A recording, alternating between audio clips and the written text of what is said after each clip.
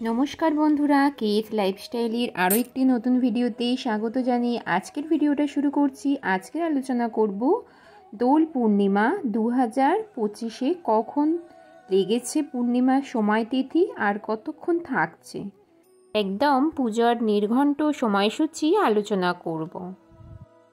তো চলো জেনে নেওয়া যাক। আমার ভিডিওর সঙ্গে থাকো তোমরা আর পুরো ভিডিওটা জুড়ে থাকো। যারা চ্যানেলে নতুন ভিজিট করেছো চ্যানেলটাকে সাবস্ক্রাইব করে অল নোটিফিকেশান অন করে রেখো। এইরকম ভক্তিমূলক ভিডিও তোমরা এই চ্যানেলে পেয়ে যাবে। তো চলো ভিডিওটা শুরু করা যাক। বাঙালিরা 12 মাসে 13 পার্বণ পালন করে থাকে, তবে অনেক উৎসবগুলির মধ্যে সকলের পছন্দের তালিকায় প্রথমেই দিকে থাকে দোল উৎসব বা যেটাকে বলা হয় হোলি উৎসব। তবে শুধু বাঙালি নয়, ভারতবর্ষের বেশিরভাগ স্থানেই রঙের উৎসব পালন করা হয় মহা সমারোহে। সাধারণত ফাল্গুন মাসেই হয় দোল উৎসব। এবছর 2025 সালের দোলযাত্রার দিনক্ষণ পড়েছে কবে সেটাই আলোচনা করব। রঙের উৎসবে কম বেশি সামিল হন সকলেই, আর এই বিশেষ দিন উপলক্ষে বিভিন্ন জায়গায় পুজোও হয়।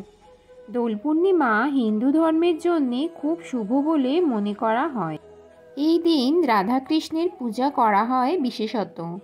বৈষ্ণব বিশ্বাস অনুযায়ী দোল পূর্ণিমার দিন বৃন্দাবনে শ্রীকৃষ্ণ আবির নিয়ে রাধিকা ও অন্যান্য গোপিনীদের সঙ্গে রং খেলায় মেতেছিলেন। আবার শান্তিনিকেতনে রবীন্দ্রনাথ ঠাকুর বসন্ত উৎসব চালু করেছিলেন। তাই রঙিন এই উৎসবের দিকে মুখেই থাকেন অনেকেই। এই বছর দোলযাত্রা পড়েছে 25শে মার্চ, বাংলার 10ই চৈত্র।